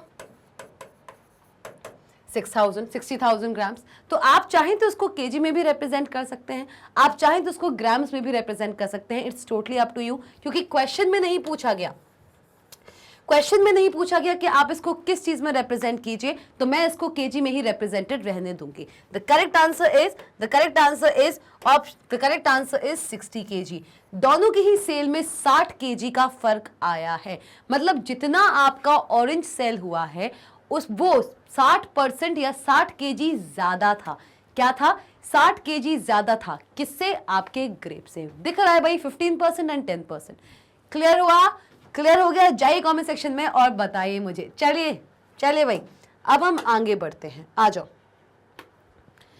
अब हम आ गए हैं अपने नेक्स्ट चार्ट पे, जिसका नाम है नेट चार्ट। क्या कहलाता है एक नेट चार्ट, आइए। A net chart displays data values as points connected by some lines. भाई नाम ही बता रहा है, क्या बता रहा है, नाम ही बता रहा है, नेट। नेट का मतलब स्पाइडर नेट, मकड़े का जाला देखा है, घर में लगता है। कभी कभार अगर सफाई ढंग से नहीं हो तो बड़े बड़े जाले लग जाते हैं घर में। कैसे बनाता है वो, एक के बाद एक के बाद एक के बाद एक एक लेयर को वो आपस में कनेक्ट करता जाता है और बड़ा सा एक स्पाइडर नेट बनाता है। इंटरनेट जो आप क्लास 10th में पढ़ने वाले हैं, आपने क्लास 9th में भी अभी चैप्टर 4 एंड 5 में पढ़ा है इंटरनेट के बारे में। क्या होता है इंटरनेट, इंटरनेट एक ऐसा नेटवर्क है इस पूरी दुनिया का जो इस दुनिया के सारे कंप्यूटर्स को आपस में एक साथ इंटरलिंक्ड एंड कनेक्टेड रखता है। तो नेट चार्ट का मतलब क्या हुआ, एक ऐसा चार्ट जहां पे हर एक data value other data value से किसी ना किसी नेट के थ्रू या किसी ना किसी लिंक के थ्रू कनेक्टेड है। देखिए sorry, a net chart displays data values as points connected by some lines। मतलब नेट की बात आ गई है भाई, तो कनेक्शन होना तो बनता है। नेट की जहां बात आती है वहां पे कनेक्शन होना तो बनता है। A net chart displays the data values, एक ऐसा चार्ट जो डिस्प्ले कराता है किसी भी डेटा वैल्यू को एज पॉइंट्स। कैसे पॉइंट्स हैं? अलग अलग पॉइंट्स हैं, देखिए देखिए देखिए, अलग अलग पॉइंट्स हैं जिनको आप कनेक्ट कर रहे हो via some links in a grid net. मतलब इसको आप ग्रिड नेट भी कहते हो, इस पूरे नेट को आप ग्रिड नेट भी कहते हो, इसको आप स्पाइडर नेट भी कह सकते हो, इसको आप और क्या कह सकते हो, इसको आप रेडार ट्यूब डिस्प्ले भी कह सकते हो। आप एक नेट चार्ट के अंदर जो नेट कल क्रिएट होता है, जो नेट स्टैब्लिश होता है, उस नेट को आप ग्रिड नेट, स्पाइडर नेट या फिर रेडार ट्यूब डिस्प्ले भी कह सकते हो। और ये नेट बनता है बहुत सारे डेटा वैल्यूज के जो पॉइंट्स हैं उनको आपस में एक नेटवर्क के थ्रू कनेक्ट करके। क्लियर हुआ? क्लियर हुआ भाई? एक नेट के थ्रू उनको आपस में हम इस तरीके से कनेक्ट करेंगे। देखिए अलग अलग डेटा पॉइंट्स है, देखिए ये विद अल्कोहल है, ये विदाउट अल्कोहल है, इन सबको हमने किसी ना किसी लाइन के थ्रू आपस में कनेक्ट करके रखा है। देखो एक स्पाइडर नेट हम बना रहे हैं, एक नेट की तरह हम इसको बना रहे हैं।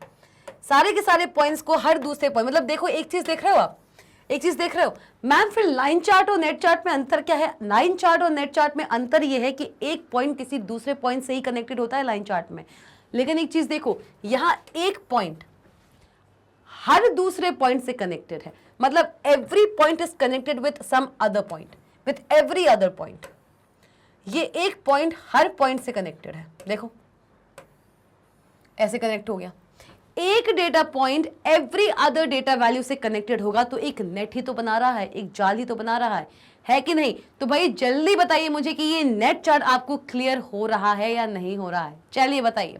For each row of chart data a radial is shown on which the data is plotted. मतलब कि हर रो पे, हर रो मतलब आप देने वाले हो डेटा वैल्यूज। आपको अगर ये नेट चार्ट बनाना है तो इस नेट चार्ट बनाने के लिए आप सबसे पहले अपने कैल्क सॉफ्टवेयर के अंदर रोज में कुछ ना कुछ वैल्यूज दोगे और उन्हीं वैल्यूज के बीच में ये नेट चार्ट एस्टैब्लिश होगा। ये बात तो हम सब जानते हैं। For each row of chart data, एक कैल्क सॉफ्टवेयर के अंदर हर एक रो जिस पे आप डेटा वैल्यू देते हो, अ radial is shown on which the data is plotted. मतलब हर रो के लिए जितनी भी रोज में डेटा वैल्यूज हैं और उन सारी रोज की डेटा वैल्यूज को अगर मैं प्लॉट करना चाहती हूं एक नेट चार्ट में, तो हर एक रो आपको नेट चार्ट के अंदर एक रेडियल की तरह रिप्रेजेंट होगी। किसकी तरह? रेडियल की तरह। मतलब ये कहना क्या चाहता है? ये कहना चाहता है every and each row in a net chart with a data value, each row with a data value. Calc software की वो हर एक रो जहां पे आपको डेटा वैल्यूज देखने को मिलेंगी वो रिप्रेजेंट की जाएंगी। They will be represented in form of a radial. Radial की तरह वो रिप्रेजेंट की जाएंगी। They will be represented in form of a radial. किसकी तरह? वो एक रेडियल की तरह रिप्रेजेंट की जाएंगी। They will be represented in form of a radial. Clear हो रहा है भाई? क्लियर हो रहा है? वो यही कहना चाह रहा है। किसमें रेडियल की तरह? ये नेट चार्ट में एक रेडियल की तरह रिप्रेजेंट की जाएंगी। मतलब कि एक कैल्क सॉफ्टवेयर के अंदर जिस भी रो पे कोई भी डेटा वैल्यू है वो हर एक रो एक नेट चार्ट के अंदर एक रेडियल की तरह रिप्रेजेंट की जाती हैं। चलिए ठीक है। All data values are shown with the same scale, so all data values should have about the same magnitude. क्योंकि सारी की सारी डेटा वैल्यूज को हम एक नेट पर रिप्रेजेंट कर रहे हैं, एक ही स्केल पर रिप्रेजेंट कर रहे हैं। ना ही एक्स एक्सिस का कोई यहाँ पे कंसिडरेशन है, ना ही वाई एक्सिस का कोई कंसिडरेशन है। सिर्फ इतना है कि एक नेट दिया हुआ है, एक सिंपल सा एरिया दिया हुआ है जहां पे हर एक रो जिस पे भी वैल्यू थी वो एक रेडियल की तरह रिप्रेजेंट हो रही है। आपको बस उस रो की वैल्यू को उस रेडियल पे प्लेस करना है। इसलिए हर एक डेटा वैल्यू का सेम मैग्नीट्यूड होगा। क्या होगा? हर एक डेटा वैल्यू का सेम मैग्नीट्यूड होगा। वो डेटा वैल्यू है क्या? 90 है, 20 है कि 90 बड़ा होता है 20 से, डजंट मैटर, सबका सेम मैग्नीट्यूड है। अगर आपका 10 वैल्यू है कहीं और कहीं अगर 90 है तो दोनों का सेम मैग्नीट्यूड है। क्यों? क्योंकि यहां पे ना ही एक्स एक्सिस की बात आती है, ना ही वाई एक्सिस की बात आ रही है। एक सिंपल आपका नेट है जहां पे हर एक रो जिस पे वैल्यू थी वो एक रेडियल की तरह रिप्रेजेंट हो रहा है और जिस रो की वो वैल्यू है उस रेडियल पे जाके वो रिप्रेजेंट हो जाएगा। That's it. इसलिए हर एक वैल्यू का अपना होता है एक सेम मैग्नीट्यूड। क्लियर?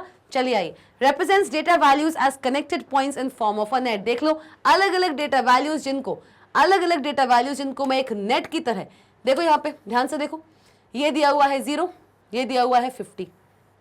देखो ध्यान से, यहां से शुरुआत की 50 तक रेंज करेगा, बीच में जहां जहां भी प्लॉटिंग आपको करनी है आप कर लीजिए, कोई दिक्कत नहीं है कि भैया 0 है कि 10 है। 0 से लेके 50 तक का आपको यहाँ पे दे दिया गया है मार्जिन। जिस रो पे जो वैल्यू थी अपने हिसाब से उसको प्लॉट कर लो और कुछ लिंक्स की हेल्प से आपस में कनेक्ट कर दो। खत्म हुआ। चलो represents data values as connected points in form of a net। ठीक है, different radial for each row of data।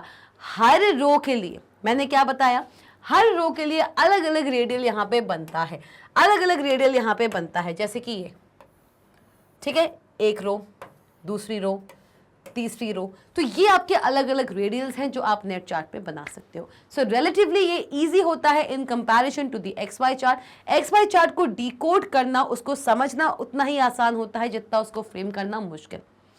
Pie chart को भी डिकोड करना उतना आसान होता है। अभी हमने क्वेश्चन भी किया, उस पर 2 क्वेश्चंस किए हैं एक सिंगल पाई चार्ट पे।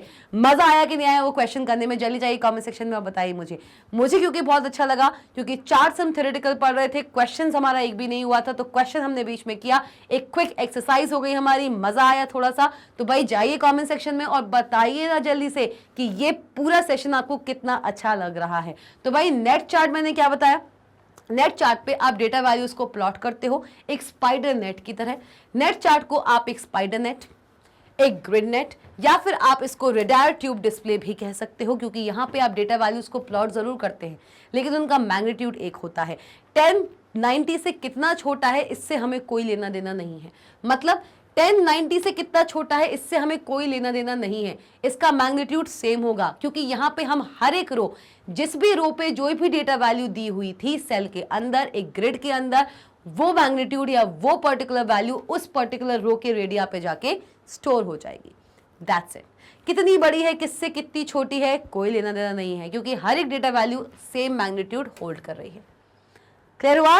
चलो भाई आगे बढ़ ले फिर। Okay, stock chart. अब हम बात करने वाले हैं स्टॉक चार्ट के बारे में। चलिए देखें, इससे पहले कि मैं आपको बताऊं कि एक स्टॉक चार्ट क्या होता है, इससे पहले मैं आपको एक डिस्क्लेमर देना चाहती हूं। स्टॉक चार्ट बेसिकली हम लोग इतना यूज नहीं करते। स्टॉक चार्ट बेसिकली यूज होता है स्टॉक मार्केट्स में, बड़ी बड़ी बिजनेस ऑर्गेनाइजेशंस में, और आप भी स्टॉक चार्ट का बहुत कम इस्तेमाल करने वाले हो। स्टॉक चार्ट जहां पे ज्यादा इकोनॉमी या फिर कह सकते हैं जो कॉमर्स के स्टूडेंट्स होते हैं, जो आप आगे चल के अपनी क्लास 11th या 12th में ऑप्ट कर सकते हो अगर आपका इंटरेस्ट हो तो वहां पे आप यूज कर सकते हो स्टॉक चार्ट का। अभी करंटली क्लास 9th के अंदर आप स्टॉक चार्ट को इतना यूज नहीं करेंगे। तब भी देख लेते हैं कि स्टॉक चार्ट होता क्या है, क्या क्या चीजें ऐसी हैं जो एक स्टॉक चार्ट हमको प्रोवाइड करती हैं। चलिए आइए देखते हैं। Stock chart, it illustrates the market trend. क्या इलस्ट्रेट करता है? एक स्टॉक चार्ट इलस्ट्रेट करता है, एक स्टॉक चार्ट इलस्ट्रेट करता है क्या? वो इलस्ट्रेट करता है मार्केट ट्रेंड को। नाम सुना है भाई, स्टॉक मार्केट के क्या हालचाल हैं, क्या चल रहा है आपके स्टॉक मार्केट में, आपका कितना मार्केट का उछाल रहा, कितने शेयर्स का कैसा क्या प्राइस है, कौन से शेयर्स खरीदने चाहिए, कौन से शेयर्स नहीं खरीदने चाहिए, ये सारी बातें आपने कभी ना कभी किसी ना किसी के मुंह से जरूर सुनी होंगी कि भाई स्टॉक मार्केट का क्या हालचाल चल रहा है, मार्केट बड़ा लो चल रहा है, मार्केट बड़ा हाई चल रहा है। तो भाई कैसे पता चलता है कि एक स्टॉक मार्केट कब हाई जाता है, कब लो जाता है? Using the data values. Market में जो डेटा एनालिसिस की जाती है, प्रोडक्ट्स की डेटा एनालिसिस की जाती है, उनकी सेल्स की डेटा एनालिसिस जो की जाती है, उसके बेसिस पे आप किसी भी स्टॉक मार्केट का हाल बता पाते हो। और इस पर्टिकुलर डेटा एनालिसिस में सबसे बड़ा रोल जो प्ले करता है वो करता है एक स्टॉक चार्ट। मार्केट के डेटा वैल्यूज को रिप्रेजेंट करना इन ग्राफिकल फॉर्मेट और इन डायग्रामेटिक फॉर्मेट हम यूज करते हैं स्टॉक चार्ट का। चलिए देखें, illustrates the market trend given by opening price, bottom price, top price and closing price. तो भाई एक पर्टिकुलर स्टॉक चार्ट को जब आप बनाते हो तो मार्केट ट्रेंड को आप इलस्ट्रेट करते हो, और उस मार्केट ट्रेंड को इलस्ट्रेट करने के सापेक्ष में। कह दीजिए कि मैम हिंदी बहुत बोल रहे हो, ठीक है भाई, निकल आता है भाई, हमारी मातृभाषा है। लेकिन क्या है ना कि स्टॉक मार्केट की अगर हम बात करें या बात करें हम मार्केट ट्रेंड्स की, जिसको हम स्टॉक चार्ट की हेल्प से रिप्रेजेंट करते हैं, तो इस स्टॉक चार्ट को रिप्रेजेंट करने के लिए हम बहुत से ऐसे टर्म्स हैं जिनका इस्तेमाल करते हैं। चलिए आइए, opening price, bottom price, top price, closing price, ये कुछ हमारे ऐसे टर्म्स हैं जिनके बेसिस पे एक मार्केट ट्रेंड को हम एनालाइज कर सकते हैं। टॉप प्राइस हुआ, ओपनिंग प्राइस हुआ, बॉटम प्राइस क्या है, टॉप प्राइस क्या है, क्लोजिंग प्राइस क्या है, ये सारे कुछ ऐसे टर्म्स हैं जिनका डिटेल जानने की आपको जरूरत नहीं है। सिर्फ इतना समझो कि ये कुछ टर्म्स हैं जिनके बेसिस पे एक मार्केट ट्रेंड हम एनालाइज कर सकते हैं और उस मार्केट ट्रेंड को हम एक स्टॉक चार्ट की हेल्प से फिर रिप्रेजेंट कर सकते हैं। चलिए देख लेते हैं क्या होता है एक स्टॉक चार्ट। सॉरी, गला अभी भी बहुत दिक्कत दे रहा है। The transaction volume can also भी शोन। आप एक स्टॉक चार्ट की हेल्प से ट्रांजैक्शन वॉल्यूम भी शो करा सकते हो कि भाई क्या होता है एक ट्रांजैक्शन वॉल्यूम, ओपनिंग क्या होता है, क्लोजिंग क्या होता है, बॉटम क्या होता है, ट्रांजैक्शन वॉल्यूम क्या होती है। इस बारे में जानने की अभी आपको आवश्यकता नहीं है। पहली बात तो इससे क्वेश्चन बनता नहीं, अगर बनता है तो इन सारे टर्म्स को हम तब अच्छे से धुन लेंगे। अभी बस ऊपर ऊपर का देखते जाइए, क्योंकि आप बहुत ही कम है कि स्टॉक चार्ट से डील करोगे। एक आध कोई क्वेश्चन फंस गया तो फंस गया, क्या फंस सकता है कि भाई वो कौन सा चार्ट है जो मार्केट ट्रेंड दिखाने में हेल्प करता है, that will be the stock chart. सिर्फ ये पूछ सकते हैं वो आपसे, और कुछ नहीं पूछेंगे। चलिए आइए, the coverage of stock chart is beyond the scope of the book. अब देख लो, जब यही बोल रहे हैं कि इस स्टॉक चार्ट को पूरा कवर करना, इस स्टॉक चार्ट को पूरा कवर करना इस बुक के लिए भी पॉसिबल नहीं है। इस बुक में, जिस बुक को आप पढ़ रहे हो, that is class 9 computer applications code 165, उसमें भी जो आप ये स्टॉक चार्ट पढ़ रहे हो उसको भी बहुत ही कम तरीके से दिया हुआ है। एक स्टॉक चार्ट बनाने के पीछे लगती है बहुत सारी वैल्यूज। कुछ वैल्यूज का नाम हमने यहाँ पे लिख दिया है और कुछ चीजें हमने यहाँ पे लिख दी हैं। सिर्फ आपको उसके बारे में जानकारी होना चाहिए, स्टॉक चार्ट बनता कैसे है इस बारे में आपको जानने की जरूरत नहीं है।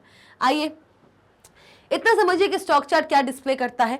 It display series as a set of lines. अलग अलग जो डेटा सीरीज हैं, अलग अलग जो डेटा सीरीज हैं उनको सेट ऑफ लाइंस की तरह ये रिप्रेजेंट करता है। डिफरेंट डिफरेंट सीरीज को, डिफरेंट डिफरेंट डेटा सीरीज को ये सेट ऑफ लाइंस की तरह रिप्रेजेंट करता है with markers for high, low, close and open values. अलग अलग जो आपकी वैल्यूज हैं, हाई कौन सी है, लो कौन सी है, ओपन कौन सी है, कि अलग अलग मार्कर्स अलग अलग डेटा सीरीज को सेट ऑफ लाइंस की हेल्प से ये रिप्रेजेंट करेगा इन द स्टॉक चार्ट। और उन सारी की सारी डेटा सीरीज में जो डेटा वैल्यूज जहां रिप्रेजेंट होती हैं उसको हाई, लो, क्लोज, ओपन वैल्यूज के रूप में ये रिप्रेजेंट भी करने वाला है। मतलब अलग अलग data values set of lines के रूप में ये रिप्रेजेंट होगी और उन डेटा वैल्यूज में से कौन सी हाई वैल्यू है, कौन सी लो वैल्यू है, कौन सी क्लोज वैल्यू है और कौन सी ओपन वैल्यू है, ये भी वो रिप्रेजेंट करेगा यूजिंग सर्टेन टेक्निक्स। ठीक है, values are represented by the height of the marker as measured. देख लो भाई, मार्कर का जो हाइट है, देखो सबसे बड़ी हाइट हाई, ठीक है। Values are represented by the height of the marker as measured. ये आपके मार्कर्स हैं, ये आपके मार्कर्स हैं। जितना बड़ा मार्कर का हाइट उतना ज्यादा हाई वैल्यू का वो डेटा। क्लियर हुआ? जितना बड़ा मार्कर का हाइट उतना बड़ा हाई वैल्यू का वो डेटा कहलाता है आपके स्टॉक चार्ट के अंदर। तो भाई स्टॉक चार्ट से सिर्फ इतना समझेंगे नहीं कि स्टॉक चार्ट यूज होता है मार्केट ट्रेंड को रिप्रेजेंट करने के लिए, और स्टॉक चार्ट में कुछ टर्म्स होते हैं जिनके बारे में हमें पता होना चाहिए, जैसे कि आपका opening price, bottom price, top price and closing price. इसी के साथ साथ ट्रांजैक्शन वॉल्यूम को भी हम शो करा सकते हैं एक स्टॉक चार्ट की हेल्प से। प्लस इतना ही नहीं, एक पर्टिकुलर स्टॉक चार्ट को डिस्प्ले किया जाता है as a series of set of lines, और high, low, top and bottom values को भी हम रिप्रेजेंट कर सकते हैं यूजिंग अ स्टॉक चार्ट। और एक स्टॉक चार्ट में जो मार्कर जितनी बड़ी हाइट का होगा, a marker of greater height represents a greater value. Clear हो गया? मार्कर जितनी बड़ी हाइट का होगा उतनी ही बड़ी वैल्यू वो रिप्रेजेंट कर रहा होगा। क्लियर हो गया भाई? इसको ज्यादा डिटेल में पढ़ने की जरूरत नहीं है, बस इतना समझिए भाई मार्केट ट्रेंड है, इतना समझना है। एक ये वाला पॉइंट और एक ये वाला पॉइंट, दैट्स इट। इसके अलावा वो और कुछ नहीं पूछने वाला। ज्यादा से ज्यादा वो अगर पूछ लेगा घुमा के तो ये पूछ सकता है, बस इसके अलावा वो कुछ नहीं पूछने वाला, क्योंकि स्टॉक मार्केट का डेटा अपने आप में ही बहुत कॉम्प्लेक्स होता है और एक सिंपल बुक के लिए इतने बड़े डेटा को कवर करने वाला स्टॉक चार्ट बताना पॉसिबल नहीं है। क्लियर? चलो आ जाओ। तो भाई इसी के साथ साथ हम आ चुके हैं अपने लास्ट चार्ट में। जी हाँ, मैंने आपसे कहा था कि मैं आपको पढ़ाने वाली हूं 10 चार्ट्स के बारे में। 5 चार्ट्स हम कंप्लीट कर चुके थे, charts in O calc part 1 में। अब हम आ चुके हैं charts in O calc part 2 के लास्ट चार्ट में, जो कि है आपका कॉलम एंड लाइन चार्ट। भाई नाम ही बताता है, एक ऐसा चार्ट जो कि कॉम्बिनेशन होता है कॉलम का और लाइन चार्ट का। देख लो भाई, कॉलम भी है और लाइन भी है, कॉलम चार्ट भी दिख रहा है और भाई लाइन चार्ट भी दिख रहा है। क्लियर हुआ? तो मतलब कॉलम चार्ट का और लाइन चार्ट का कॉम्बिनेशन कहलाता है क्या? कहलाता है क्या? ये कहलाता है आपका कॉलम एंड लाइन चार्ट। क्या कहलाता है? Column and line chart. तो भाई इसी के साथ साथ हम आ चुके हैं एंड पे। चार्ट्स का थ्योरेटिकल पोर्शन हमने यहाँ पे कवर कर लिया है। मैं प्रॉमिस करती हूं कि आपके सामने लेकर आने वाली हूं मैं बहुत सारे exciting questions on the same topic. Charts को हमने थ्योरेटिकली तो पढ़ लिया और ये जो थ्योरी हमने पढ़ी है ना, यही थ्योरी आपके काम आने वाली है टू सॉल्व सर्टेन क्वेश्चंस। इसलिए इस पूरे चैप्टर में चार्ट्स के जो मैंने 2 पार्ट्स अभी आपके सामने लेकर आई हूं, part number 1 and part number 2 जो अभी कंप्लीट हुआ है, बिल्कुल उसको डेडिकेटली तरीके से देखना, फोकस तरीके से देखना, बार बार देखने की जरूरत पड़े तो वो भी करना, क्योंकि अब मैं लेकर आऊंगी आप सबके सामने चार्ट्स पे बहुत सारे अमेजिंग क्वेश्चंस। आज एक क्वेश्चन किया, अब बहुत सारे क्वेश्चंस मैं आपके सामने लेकर आऊंगी। और इसी के साथ साथ आप सबको पता है कि अगर आपको करने हैं चार्ट्स पे अमेजिंग क्वेश्चन सॉल्व, तो mangerbrains.com पर तो जाना पड़ेगा। mangerbrains.com पर जाना पड़ेगा, टॉप कोर्सेज को एक्सप्लोर करना पड़ेगा। CBSE English medium, spoken English, CUET, NTSC, Olympiad, CBSE Hindi medium भी है भाई। क्यों यहाँ वहां भटकते हो? मुझे तो यही लगता है कि आप यहाँ वहां भटकते क्यों हो, जब हम आपको देते हैं सीबीएसई बोर्ड भी हिंदी मीडियम में। मेरे ख्याल से तो कोई नहीं पढ़ाता है।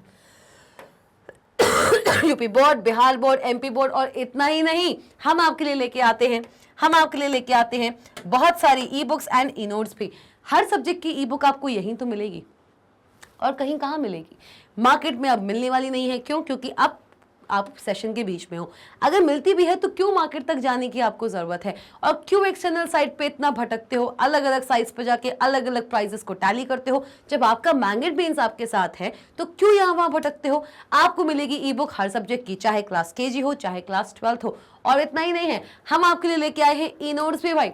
हर सब्जेक्ट के, हर चैप्टर के, हर टॉपिक के ई नोट भी आपको यही मिलने वाले हैं।